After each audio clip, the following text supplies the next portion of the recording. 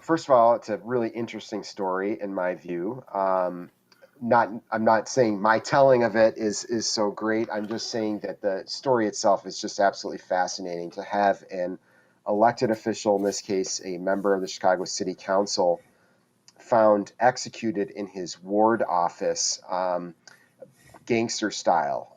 His wrists and handcuffs found face down on the floor, bullets to the back of the head and the neck, and a burnt out cigarette between two of his fingers, which suggested that whoever killed him gave him one last smoke before they did the job. Beyond that, though, Tracy, I think once I heard about this case, it really struck me that it had the potential to explain a lot about the way things work even now. Even though this case is, as you said, decades old, it really fundamentally is about political corruption and lack of accountability for the police department, and those two things being very closely intertwined, especially at that time. And so once I sort of dove into some of the details of the case and the context in which the murder happened, I was just really struck of how there was seemed like there's a straight line to the present. Yeah, I totally agree with that. So set the stage for us. This is a story about what occurred in the early 1960s. What's the city like at that time? Well, first of all, of course, it is ruled over by Richard J. Daley, Boss Daley, as he became known, of course, and he reigned over not only as mayor of Chicago, but he was the chairman of the Cook County Democratic Party, and that may have been just as important for purposes of his power. Um, Out in the 50 wards in the city of Chicago, you of course had each one of them had an alderman they sent to the city council, but the more important job out in the wards was the Democratic committeemen, the representatives who sat on the Democratic Party committee, because they were the ones who handled all the patronage. So they really had the power. And sometimes they were the same person as the alderman, but when they weren't, it was very clear that the alderman reported to the committeemen, and the committeemen reported to the chairman of the party, who was Richard J. Daley. Out in the 24th Ward, which is in the North Lawndale area, for those who know Chicago and its neighborhoods, the ward had been a Democratic stronghold for decades, one of the top vote-producing wards in the whole country. At one point in time, actually, FDR had said that it was one of the greatest Democratic voting districts anywhere in the United States. And so you had, at that time, North Lawndale was a community in transition. It had been predominantly immigrant and Jewish going back several decades, but those longtime residents were starting to leave for what they saw as greener pastures up on the north side and the suburbs, places where they could get more space, because the neighborhood was really tightly packed. It was a very dense neighborhood. At the same time, you had black families moving in because they had so few opportunities on the south side, where there were very rigid lines that they could not cross for housing at that time, or people coming up directly from the southern United States looking for better opportunities up north. So you had this community in transition. At the same time, you had this very clear hierarchy of the political machine. And that's really relevant because the subject of the story, the person who was murdered, Ben Lewis, was the first black leader of this ward.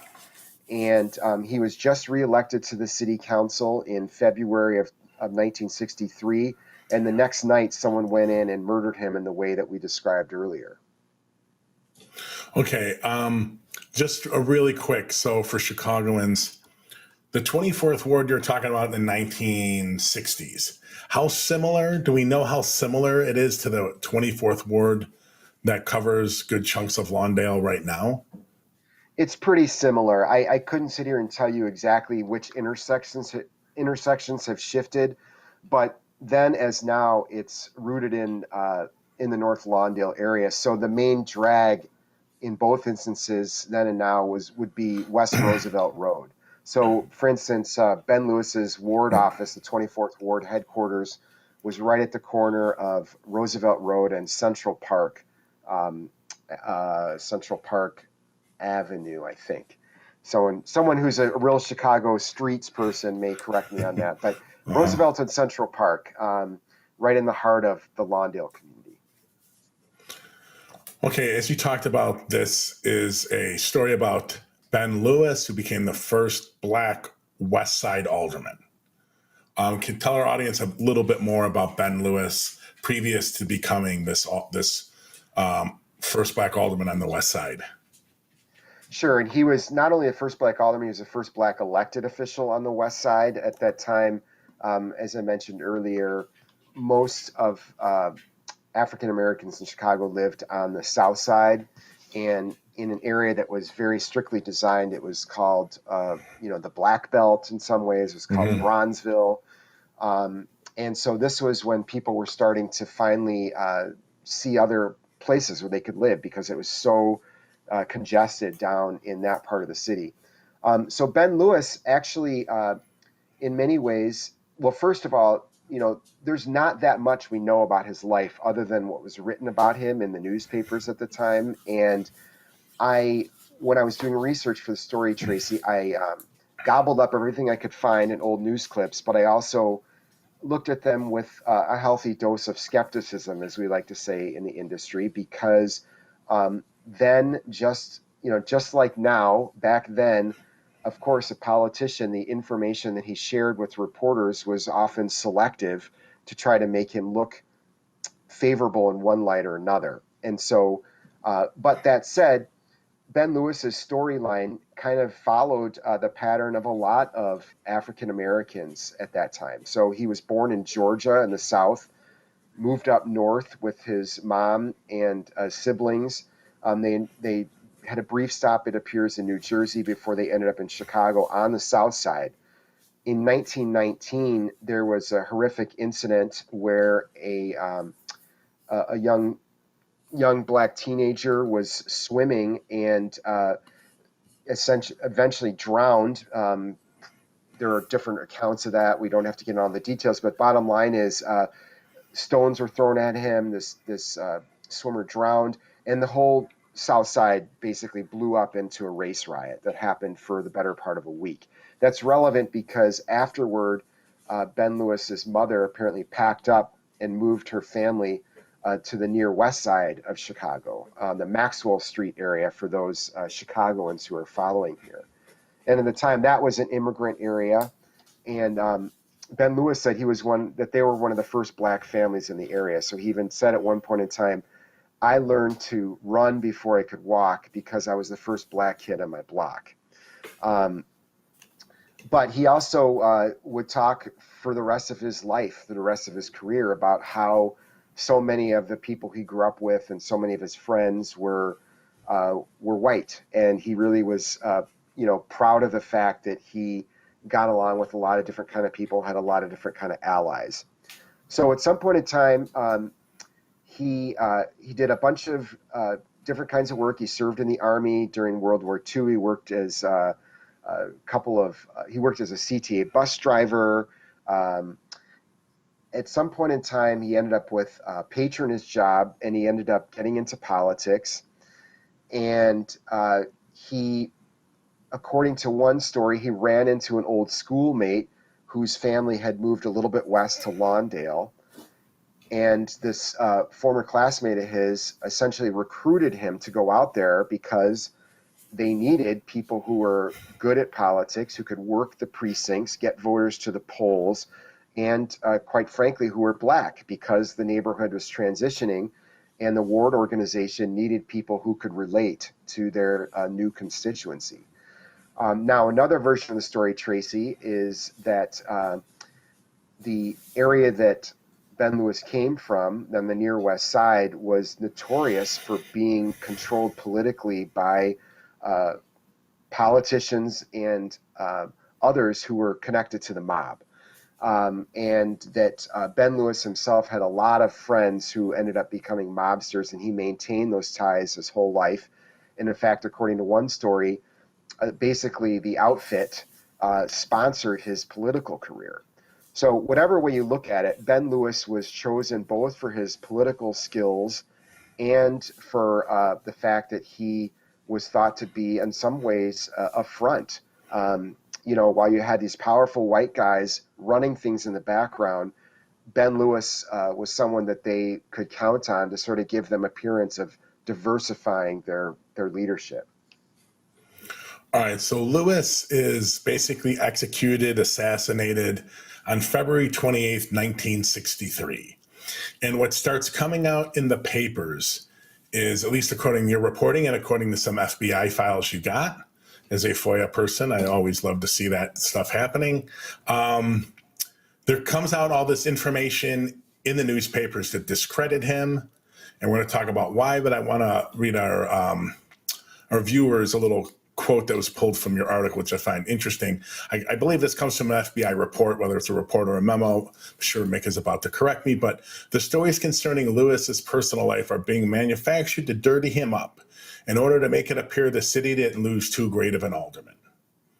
So what were your thoughts when you read that? I mean, what context did it give around the other things that were in the media about him? Absolutely. Well, first of all, during this, as this investigation got underway, the police department was continually leaking information to reporters.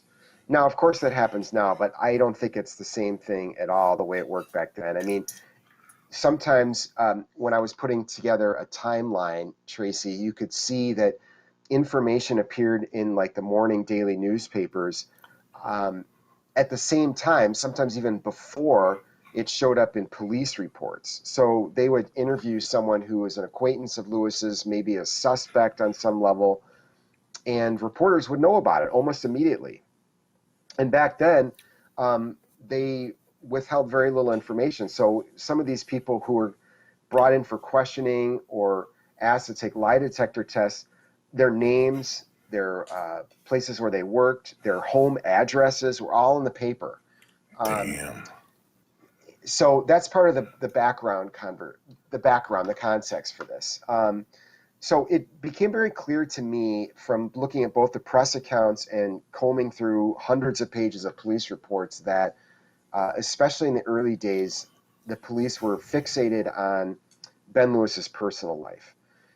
Now, in fairness to the detectives, it appears they had a lot of material because Ben Lewis was a complicated guy. It appeared he had a number of girlfriends. He was married, had one daughter, an adult daughter, but he apparently had a lot of girlfriends. His business dealings appeared to be a real mess. He had an insurance business that was failing or on the verge of failure.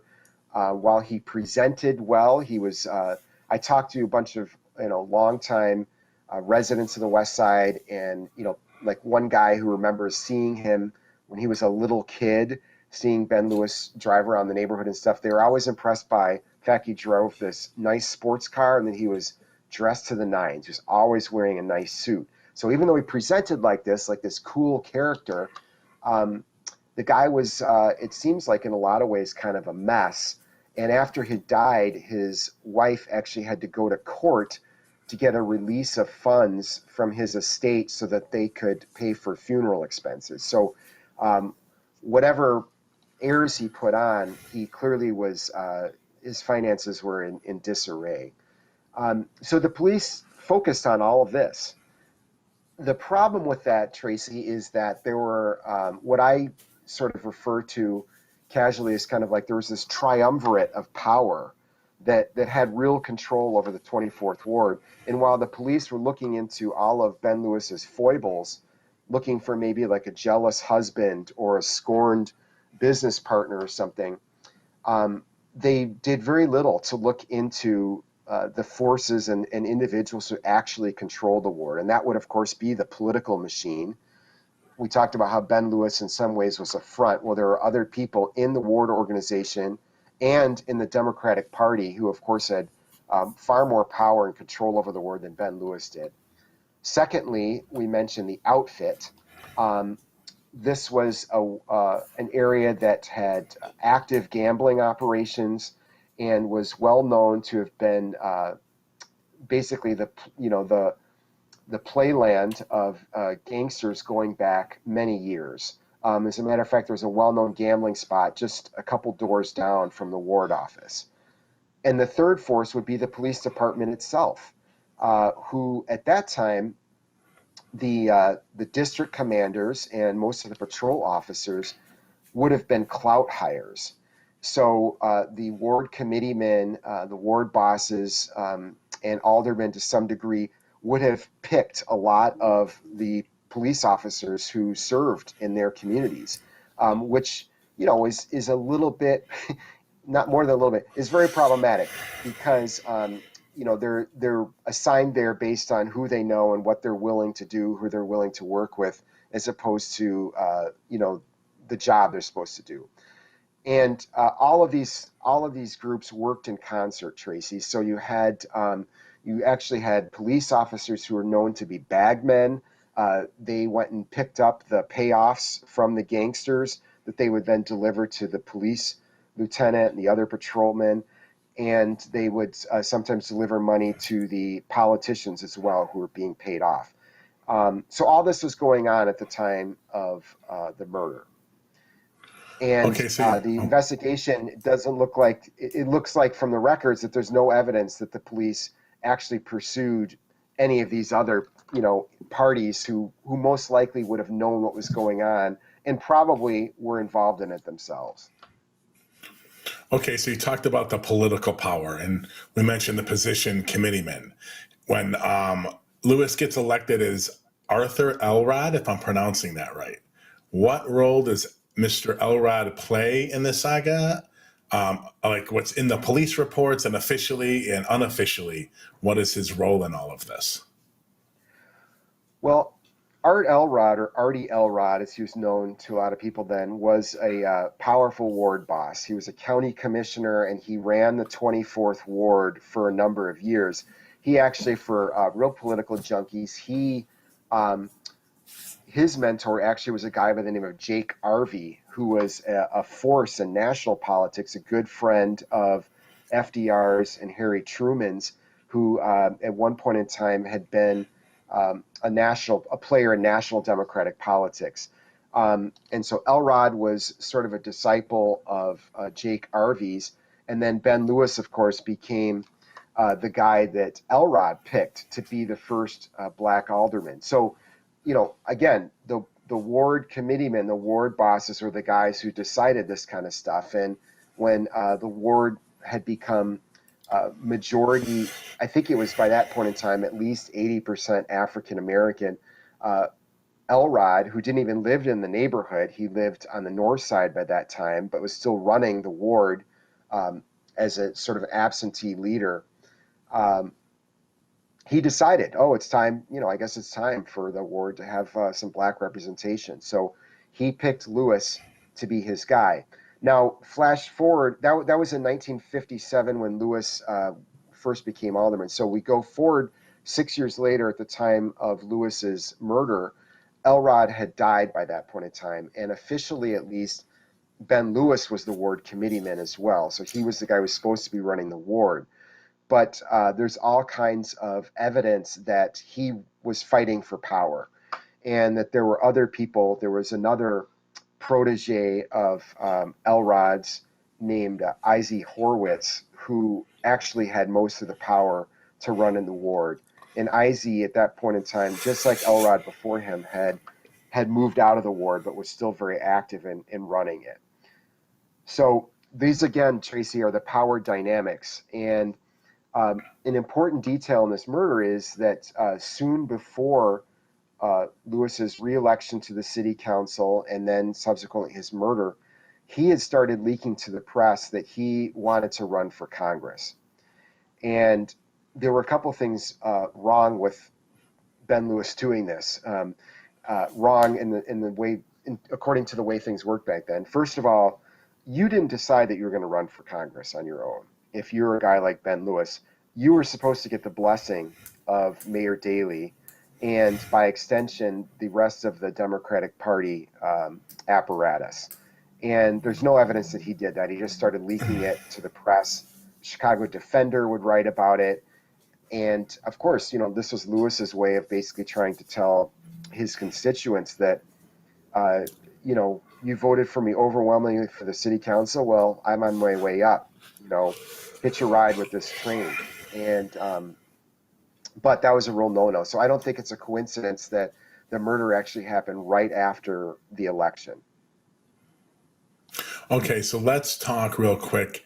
You talked a little bit about the fact that his wife, there were issues around money and how he supported himself, and the fact that he dressed very flashy or successfully. I don't know if that's the right concept I'm trying to put there, and he had a very fancy car. Were there people in your research that thought there were other ways he was supplementing his income? Or were There were there all sorts people of patronage? yeah, Go ahead. yeah. Sorry, there were all sorts of rumors about was he tied up in gambling? Was he on the take somehow? If he were involved in gambling, if he were being paid off, he would be one of many aldermen who were at that time. Um, in terms of legal activities, I think that the way a lot of aldermen and ward bosses at that time made money was through sort of a legalized corruption. So, for instance, tavern owners they all had to have insurance, they all had to licensing from the city. So it was very common for ward bosses to run insurance agencies because, excuse me, they knew that everybody running a tavern and some other kinds of businesses in the ward were essentially going to go to them. Look, if you're the person who could hold up their license, if you're the person who could send in building inspectors to shut the whole business down, who do you think that this business owner is going to turn to for insurance? They know that they need to go through you. So that was a really lucrative side business. For instance, Artie Elrod had a really successful insurance firm.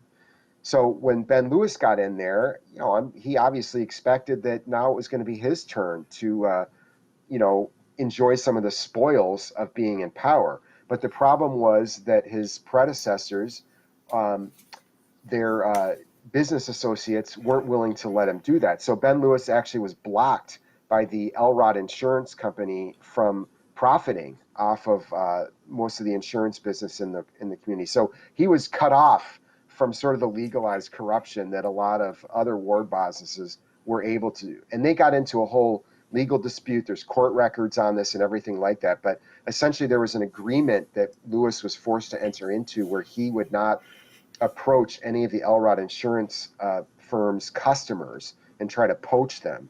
And the problem with that is, because Elrod and his successors had already locked up so much of the business that basically shut Lewis out altogether. So that's just an example of the kind of ways that elected officials could profit, from their positions back at that time. All right. It's so really interesting. We're going to dig into a little more on this and we'll be back in 1 minute. P Nation. Join a group of engaged and committed individuals advocating for transparency and accountability in the local justice system around the country. Get engaged through crowdsourced research projects, digital activism, public policy advocacy, or become a social media ambassador. Our criminal justice system will not reform itself. Communities must demand it. Transparency can be the fuel for justice our local communities need to combat the weaponizing of data by our justice system. Transformation of our justice system cannot occur until we know exactly what they are doing and who they are doing it to. Get involved today. CJP Nation.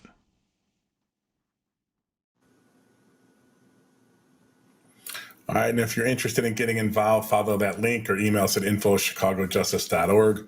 Right now, we have about 150 people volunteering and interning with CJP as part of the nation. All right, we're back with Mick Dumke and his fascinating story about a murder that Chicago did not want to solve. So digging into some of the FBI memos, it's really fascinating what you found and how different a picture their memos and reports paint than what the media painted about what was going on. So here's another piece of it I want to read. The FBI agent suggested the police avoided looking closely at powerful people who actually dominated the 24th Ward, the political machine, the outfit, the police themselves. Pretty amazing to read that in an FBI memo. It came out in your reporting that the police basically only looked at black ward workers, really no white people involved in it. It was, I guess, white people don't kill people. And so now we got to talk a little bit about the rackets or organized crime. I guess rackets back then was really the name for it. And there's two individuals who I just love their names, but I want to get some context about them. And I'm going to use their nicknames. And Tracy, sorry, before we get into those guys, if I can jump in real quick, I just want to point out a couple things what you said already. First of all, my summary of the memos, the FBI never came out and said the investigation missed the opportunity to talk to corrupt politicians, corrupt cops, or outfit guys. They didn't put it in those terms. And what they did do is essentially the FBI files I was able to find are summaries of conversations they had with all kinds of their informants.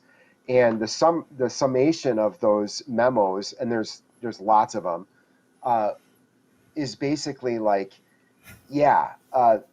it's clear that the local authorities are trying to dirty up, the name of Ben Lewis to say that essentially he brought it on himself, when in fact there is a lot of evidence that this was some kind of political murder. That there were rumors out on the street that the outfit guys, the way they put it in the FBI memo was the organized crime element was unhappy with Ben Lewis. There was a tip that came in that said, you should look closely at the way Ben Lewis was shut out of the insurance business by the Elrod insurance company. So my analysis of looking at all of those memos and files is like, they had all these informants pointing out the flaws in the police investigation. But the FBI, just to be fair to everybody and to call out those who need to be called out, the FBI wasn't exactly eager to jump into this realm and to start looking at the case either. At that time, they clearly saw homicides as a local matter. Their concern when they were investigating organized crime or anything associated with organized crime was when it crossed state lines. That's when they saw it as their mission. And of course, we know subsequently that by the early 60s, certainly by the mid 60s, the FBI in a lot of cases was more interested in investigating civil rights activists than it was looking at a lot of people who are profiting off of organized crime. So you've got all these things going on in the background. I don't want to give the FBI a pass on this by any means, because what I found in these files was a lot of tips and evidence about some of the crime figures who were who controlled this area, and there's no evidence the FBI ever followed up on that or even passed on the information to the police. Yeah, I mean, to be honest with you, at that time, I would have been kind of shocked to see them get involved. I mean, they weren't the friendliest to people, black people in America at that time. No, and this is maybe a transition to the characters you wanted to talk about a minute ago, but we didn't put this in the story, but I came across one memo where there were these memos coming out of the Chicago office that were being sent to the Washington, to the office of FBI Director J. Edgar Hoover, who's, of course, this huge and notorious figure now in law enforcement history in this country. But like one of the memos actually said, leading suspect is a Negro, to put it in the terms of that time. And you had just mentioned that most of the people who were questioned by police were black. And that's, it's striking. It's absolutely striking. It's certainly possible someone, the killers involved people who were black, but those weren't the people who were running the city. They were not the people who controlled this neighborhood at that time. And just a quick kind of darkly humorous aside, the comedian and civil rights activist Dick Gregory during this time was leading a lot of civil disobedience in Chicago over school segregation and school overcrowding issues. And there's a great quote I came across in the Chicago Defender after the Ben Lewis murder, where Dick Gregory, who of course when he was an activist was a comedian, and he made this wisecrack and he said, you know, it wasn't a black guy who killed Ben Lewis. It was a black guy, somebody would have stabbed him. You know, to be shot in the back of the head, that was obviously a white guy. And, you know, totally un-PC by our standards, but Yeah. that was, there was probably some real perceptive analysis of actually what was going on when, you know, beneath his joke was this, you know, recognition that who actually was in a position to carry out the kind of clean looking execution, professional looking execution of an elected official like that. And for the police to sort of be poking around like it was some kind of, you know, murder of a bunch of street people, that was just seems way off the mark. Right. And it's certainly, I mean, the way the hit was, you certainly don't think it's a jealous husband enraged, right? And somehow you get away that cleanly and everything's done so professionally. That It just sure doesn't doesn't fit look with like anything. it. Right. Right. Exactly. Okay, so let's get back to my question here. Give us a little context, because I just want everyone to know you're not going to come. There's not some big conclusion here about exactly who did it. All right, but I think you did a great job just interweaving all the powers that be, I guess, are the way of phrasing that are at work at this ward at this time. And how the police just didn't really have an incentive to solve it unless they could find a simple solution, because there were doors they just weren't going to look at. Yeah, I appreciate that. And that was exactly my takeaway. I mean, you know, for people who are interested, if you want to dive into the story, you know, there's a character who emerges, gangster by the name of Lenny Patrick, who I think was probably involved in some way, although I do not have, you know, there he is. There he is. As an old guy. You know, there's no clear evidence that he did it. There is no metaphorical or literal smoking gun here, but he had such a hand in the neighborhood at this time. And there's, again, through some of these old FBI files, tips came in about his connections with Ben Lewis, his relationship with Ben Lewis, you know, that suggests that nothing like this would have happened without either Patrick's okaying it or certainly about him knowing about it in some way. It's just inconceivable the way things were set up at that time. Okay, so who are Shaky Tom and Kid Riviera, if I'm pronouncing that right?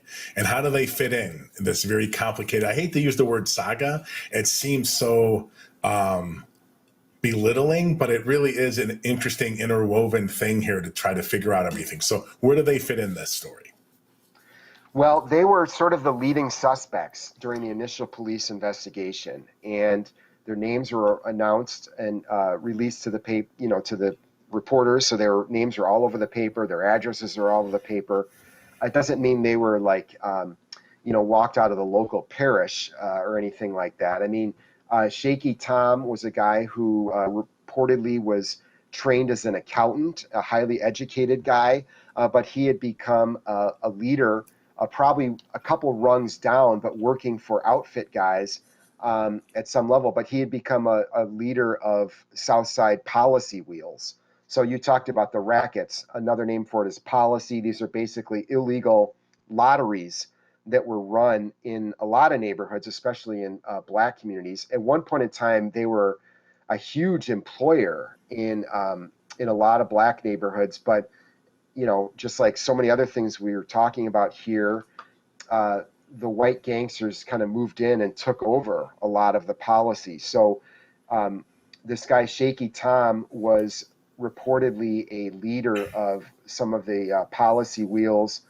And Ben Lewis was considered a suspect in Ben Lewis's murder, not just because of his gambling operations, but because Ben Lewis had reportedly been hanging around his wife. There's even a police reports. They sent some detectives down to Mexico to try to find out if it was true that Ben Lewis had visited Shaky Tom's wife down when she was staying in Mexico for a while. Kid Riviera, another just classic character. I mean, you can't make this stuff up, Tracy. This guy was every news description of him at the time describes him as a 300-pound former fighter. And I looked up, I found some old news clips. He had been a boxer at one point in time. This was a little bit after his boxing prime, and apparently he was still a very intimidating presence because it was always mentioned in all these news reports. But he was supposedly Shaky Tom's bodyguard or his enforcer. And these reports came out that not too long before Ben Lewis was killed, that Shaky Tom and Kid Riviera had shown up at Ben Lewis's house and basically threatened him. And they wanted to know if he'd been hanging around Shaky Tom's wife, and Kid Riviera said, if Tom told me to kill you right now, I'd kill you, as it was related to police later. They certainly were worthy of investigation, Tracy. There's no doubt about that.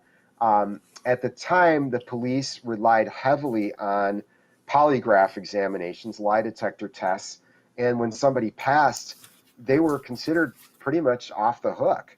And so both of these guys came in. They said they had nothing to do with well, first of all, I know Shaky Tom, through his attorney, worked it out so that an arrangement so that he refused to answer anything about illegal gambling, but he would answer questions about the murder. And so he said he had nothing to do with it, and so did Kid Riviera, and both of them were released. And that was kind of the end of the story. But at the time, they were thought to be sort of the two leading suspects until the police couldn't find anything else on them other than these kind of insinuations that Shaky Tom got really upset because Ben Lewis was paying attention to his wife. Yeah, it's fascinating. All right, so we're going to take it to another pillar, and here we're going to take it to probably why this is the connection to our show, because we're justice and policing and everything. You start off your piece about talking about getting a phone call from a long retired police officer, who I believe, if I read this right, was the last known person to speak to Lewis on the night of his death. What I found, that obviously is interesting, but I also found it was old school. He replied to a letter you sent him. So that kind of shocked me also. So why the old school form of communication? And can you give us more context about this officer's involvement, or at least what he said he knows and what we know about how he was involved in all this? Okay, I'll start at the beginning. There were actually two police officers who were closely tied to this case. We really tried to distinguish between the two of them in the telling of the story, but it was difficult because one of them couldn't be named for reasons we'll get into later. One of them was a guy by the name of James Gilbert. Gilbert was a sergeant in the Westside district where Ben Lewis's office was located at the time. And Gilbert was the guy. Gilbert's dead now. He died a number of years ago. But at the time, he was thought to be the last person who spoke to Lewis alive. And it's just so interesting to read like the police reports about the account he offered about his phone call with Lewis. He said he had called Lewis to talk about a personal matter. It doesn't look to me like the police ever asked him to describe what the personal matter was. If they did not put it in these reports. Maybe they did, and they wanted to protect him. It just never showed up in these reports. So Gilbert was taken in for a lie detector test, and he reportedly passed it. There was a second officer who was never named in the newspapers, who was reportedly close to Lewis, had spent considerable amounts of time with him, was also in that same police district called the Fillmore district at the time. He was also brought in for questioning, and he's still alive. And he told me that he passed 2 lie detector tests. There are newspaper stories describing this officer. Again, he's not named. And the account he gave me squares with what I read in the newspapers, although I found nothing in the actual police files that I acquired that were released to me. CPD claims they're all the files they have. There's nothing in there that mention an interview with either of these officers, with the second officer. So, flash forward to the present day. There's another writer in New York, a guy by the name of Joe Coleman, who spent even longer obsessing over this case than I have, Tracy. And he and I crossed paths at a certain point in time while we were talking to people independently. We started hearing, oh, this guy's looking into it, this guy's. So we joined forces at a certain point in time and shared information and contacts. Joe had tracked down the second unnamed police officer before I did. And just a fascinating story. Joe had heard through various sources that this guy might be associated somehow with the murder. So Joe got in touch with him.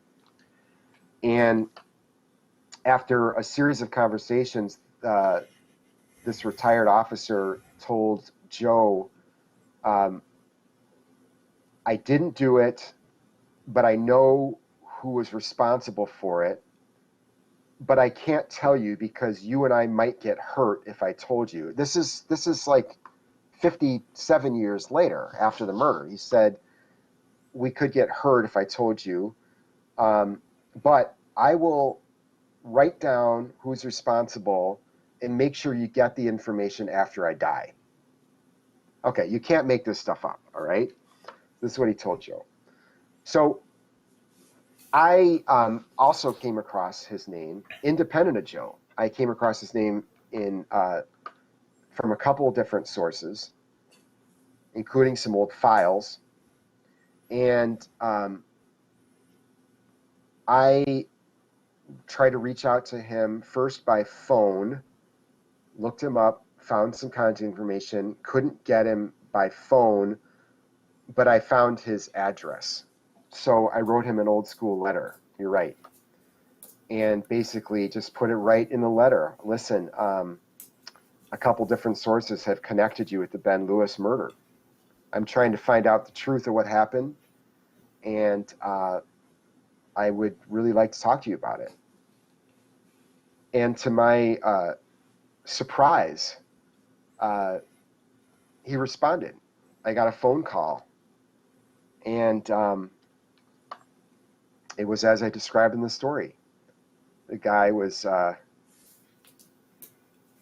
he sounded like he was a senior citizen, which he is. But he also was very firm. He sounded really together. And, he dropped the F-bomb, I think, in the first or second sentence of our acquaintance. Sounds like a retired cop to me. Yeah, exactly. So came right out and said, look, what you wrote in your letter is not true. And then I've talked to him several times since then. He's offered a few more details about what he knew about Ben Lewis, but has offered nothing else about the murder. And then has actually, in subsequent conversations, he kind of backed away a little bit and sort of claimed he really didn't know very much. I don't know that I really believe that, honestly. But that's part of the mystery of this story. And I agreed not to use his name because he had never been arrested. He'd never been charged. His name had never been in the newspaper before. And he appealed to me to not include his name at this point in time. And I didn't think there was a compelling ethical reason to include his name, so I didn't. I don't know. I don't really have a firm opinion one way or the other. But let's get on to one other detective, because this always has to connect to the present time. One of the detectives, I believe, first on the scene was a detective named Pat Angelo, whose son then goes on to be a police officer and a recent president of the Fraternal Order of Police. If I got was he after or before Mike Shields? I can't remember that. Was Angelo before? Was he before Mike Shields? So it's like 3 ago. He might have been right after, but it's right around that time, within the Right. So last he's decade within. we're talking about. Yeah. Yeah. Yeah. So he's in the Um, either 2 ago or 4 ago. They've all had basically not long tenures, and I don't think the current one is long for his term as FOP president either. But all right, so I believe you spoke to Dean, the son, about the yeah, Dean case and what his Angelo father told Sr. him. Yeah. So Yeah. what did he tell you about what his dad talked to him about the case? Well, first of all, you're right. Pat Angelo was one of the first detectives on the case. He actually interviewed Ben Lewis's widow. Um, one of the first interviews when she heard about Ben being killed, she rushed over to the ward office, and Pat Angelo was one of the detectives who interviewed her, and then was, worked throughout the case. Um, Dean was great to talk to because he had had conversations with his dad about this case, and probably a lot of his other, heater cases that Mm-hmm. he'd worked on. And Dean is, of course, very proud of his dad's work. As he pointed out to me, Tracy, um, before we get into the details of like what he said about the Ben Lewis case, just generally, his dad worked homicide for years and years. And as Dean noted to me, and I've corroborated other places, like that was definitely not a glorious assignment then. I don't know if it is now, but it definitely wasn't then. And so police who really wanted to profit from the position either worked like on one of the vice teams or they were patrol officers, because those are the opportunities, frankly, to make cash on the side. So I'm saying all this to be fair to Dean, and more importantly, to be fair to his father, Pat, that just because the investigation as a whole had major blind spots in it doesn't mean that every single detective who was on it was corrupt or wasn't doing his best to try to get some answers. And that's the way Dean described it about his dad's work. He said that his dad expressed frustration that they were not able to get to the bottom of it. But he also recalled his dad talking about the possible involvement of law enforcement, if not from Chicago police, then from like bailiffs who worked for the city or who worked for the county. Because one of the key clues that police were really puzzled over was the existence of handcuffs. Mm-hmm. Now you can go online, you can order handcuffs, you can go to surplus stores, that kind of thing, and get that kind of stuff. But back then, I think it was considered much more difficult to try to get a piece of law enforcement equipment like a set of handcuffs. So one of the theories was this had to be someone who had worked for a criminal justice agency or the military police or something like that. Um, but to get back to your question, yeah, Dean knew a lot of details about the case. He remembered it. And what was really great about talking to Dean, he was really generous with his time, but he really had through his own research and just talking to his father and his father's old colleagues, he had a really great understanding of just kind of how the police department worked back then. And some of the stuff we've been talking about all these officers who were on the take or working as bagmen and stuff like that. So he was really a great resource just to help kind of fill in the picture of this era, in addition to the stuff that he recalled his dad saying about the actual case. It's fascinating that you're going to hear uh, Dean admit. To me, it's amazing that he admitted that his dad told him that it was the possibility of cops being involved and that there were bagmen. It's really interesting. I mean, so when people complain, just a little context around people complaining that nothing has changed in policing. It has. It just hasn't improved anywhere near as much as we want in a lot of areas. But it has gotten somewhat better. Okay, the last real big question is, you mentioned Lenny Patrick before.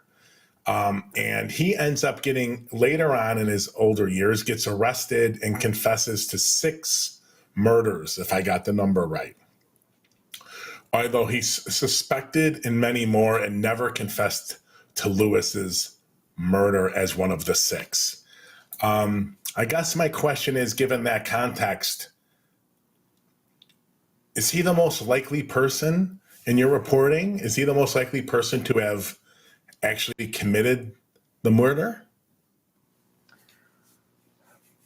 I think he probably would not have committed it himself.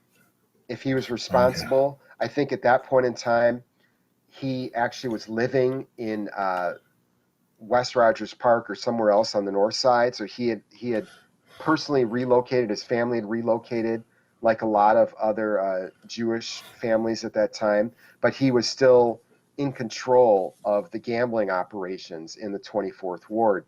So I point that out, Tracy, because he was essentially the one of the outfit bosses on the west side of Chicago at that time, and it's very unlikely that he would have himself uh, you know, let's say he ordered the hit or he carried it out or he ordered it to be carried out on behalf of someone else. I don't know that he would have been the assassin himself. That seems unlikely. And talking to other people who both knew Lenny and who knew the environment at that time say that he wasn't going to get dirty and do that. The other thing about Lenny is that uh, he, like you said, he had confessed to his involvement in six murders and was suspected in many more. But when he described his involvement every time, he always tried to minimize it. You really got the feeling that, on the one hand, this was a way that he did business. This was a way that business was done by outfit guys at that time. But he always tried to blame it on someone else. Some of that is probably his own guilt. He just wants to push the guilt away. And other times, it became clear that he never really wanted to be the guy who pulled the trigger. He had a partner, literally a partner in crime named Dave Yaris, um, through the 50s and 60s. And they had a bunch of operations even outside Lawndale. They were reputed to own a share of a casino in Cuba. And at some point in time, Dave moved down to Florida to oversee some of the outfit's operations down in that part of the country, that part of the world. And then his son, Lenny Yaris, became one of Lenny Patrick's, a member of his crew in the 70s and into the 80s. So I'm telling you all this because you're right. Eventually, the feds are cracking down on top outfit leaders in the 80s and early to mid 90s. They gather a bunch of stuff about how Lenny Patrick still has guys out on the street shaking people down, threatening them unless they make payoffs. So they go and put the squeeze on Lenny. He eventually agrees to flip and become a cooperating witness. Everybody, I wish that I could share with everybody like the whole transcripts of his testimony because it's highly informative and entertaining. The guy was full of wisecracks. He was constantly sparring with the defense attorneys. The judge would tell him to stay on, just answer the questions, Mr. Patrick. But he helped put away a couple of top outfit guys with his testimony. Along the way, relevant to our story here, though, is the fact that you're right. The federal prosecutors wanted to make sure that he was an authentic witness, so they tried to get him to fess up to what he'd done in the past. So he admitted to bribing Elrod, the ward boss, and other unnamed aldermen. He said other aldermen. He admitted to his involvement in these six murders. He gave information about another one. He denied involvement in a couple other ones that he'd always been suspected in. And Ben Lewis never came up. It never came up in these conversations. And the prosecutors who talked to me, who I might add, did really serious work to get him to flip and to provide the testimony he did. I certainly don't want to diminish the importance of the work they did. But they said Ben Lewis never came up. Lenny never brought it up. They never had information shared with them. Like the files I saw about Ben Lewis and Lenny Patrick's relationships, they apparently never saw when they were, interrogating Lenny Patrick in the early 90s. So bottom line, Tracy, is that Lenny definitely was the reigning outfit power at the time Ben Lewis was murdered. He had to know something, but for all the reasons we've stated above, no one ever sat down and said, hey, what do you know about this murder? Lead us on the trail. It just never happened. Yeah, it's interesting that they didn't. At least, I mean, maybe it's not in the paperwork. You'd think the murder of a high-profile politician like that in the area that he's controlling people, and you catch him on other murders, you're going to sit down and have a conversation with him one day just about what he knows about that political murder, right? Like, you figure I think in a lot of ways, Ben Lewis was, because he probably didn't have a totally clean personal life, and at the very least was buddies with a bunch of gangsters, probably reported to them, may have been paid by them at different points.